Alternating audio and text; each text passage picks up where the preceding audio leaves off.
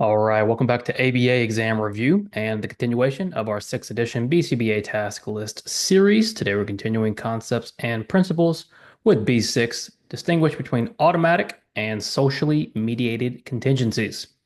We have covered reinforcement, we've covered punishment, and now we're going to talk about the contingencies that deliver those consequences. And there are two types. We have automatic, and when you hear automatic, think alone. Now, many people refer to automatic as the sensory function, and they are interchangeable, but we're going to use the technical term just for the sake of this video. And then socially mediated, which is what we're going to deal with quite often because it's exactly what it sounds like. The consequence is delivered socially. As always, we're going to break down each idea and term into digestible bits of information that we think are essential to help you pass your exam. If you are not subscribed, please do so. It really helps us. You also get all of our updates. We post 3 BCBA videos a week, plus the RBT content. Check out behavioranalyststudy.com for all of our study materials, including our proven combo pack. When you pass your exam, please let us know so we can include you in the Sunday shout out. Work hard, study hard. Let's get going.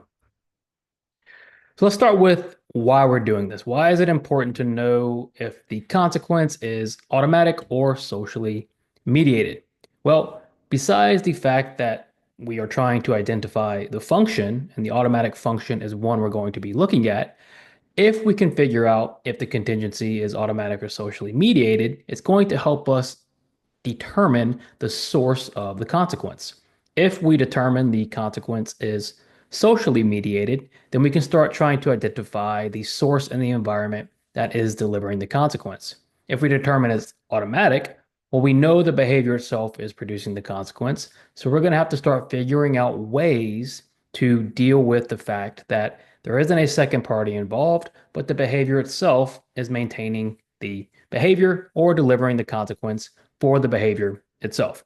That's why automatic functions are typically very difficult because we can't just point at the social aspect of the contingency and then target that.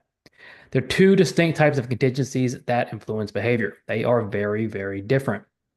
Automatic, again, I would think of as alone, and then socially mediated is exactly what it sounds like. There's another person or persons involved. So automatic contingencies occur without social interaction.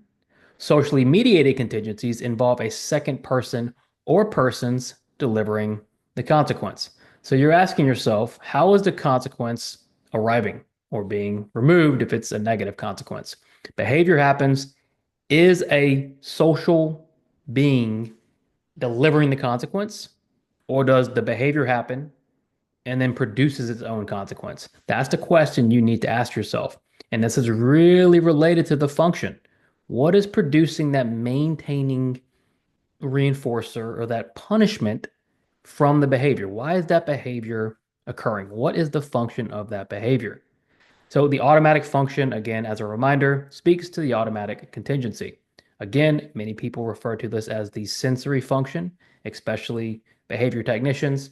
But for the sake of these videos, we're going to use the technical term automatic behavior.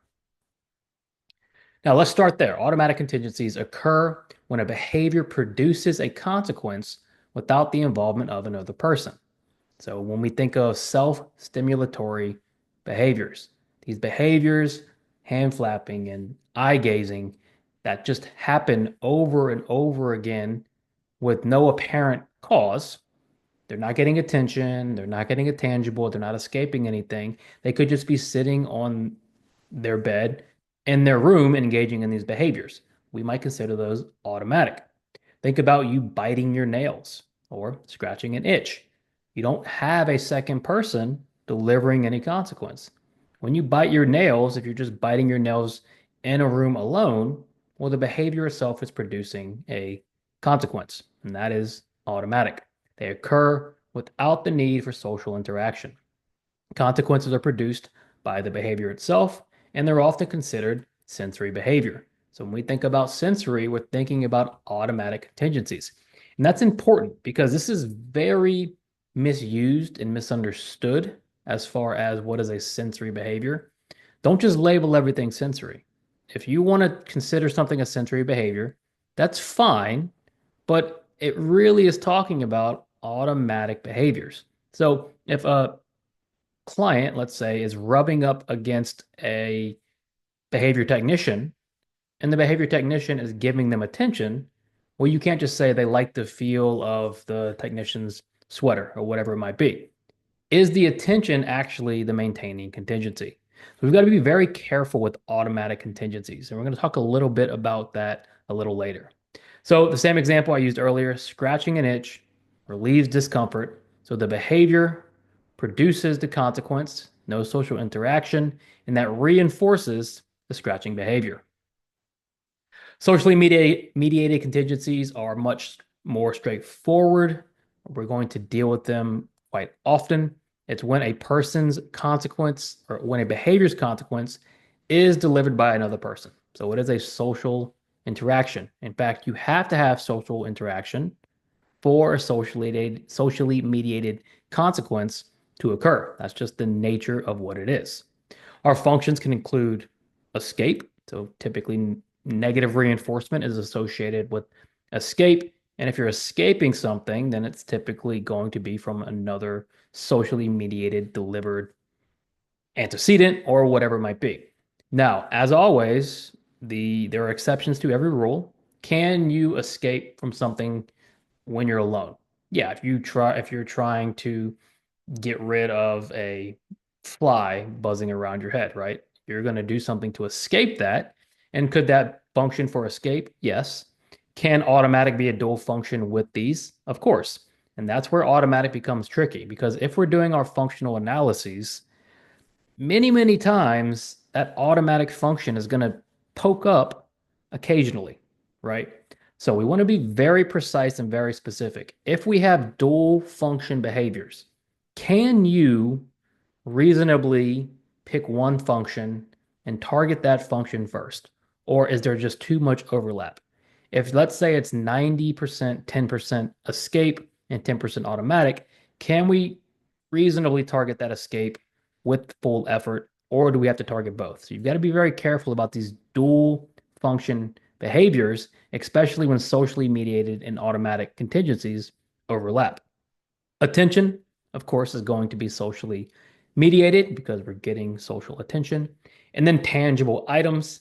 Yes, you can get tangible items yourself without social help at times, but our typical functions are going to be socially mediated with attention, tangible, and escape. Notice automatic is not included because automatic itself is its own contingency. We've talked about this, but if you can, you always want to try and identify socially mediated contingencies. They're just easier to target because there's a social environmental variable that you can immediately pinpoint and start to change. The issue with automatic contingencies is it's not always clear what the behavior is producing, especially for self-stimulatory behaviors where the consequence may be internal. Those are very difficult behaviors sometimes to change. So you really want to try your best to identify social environmental variables when possible.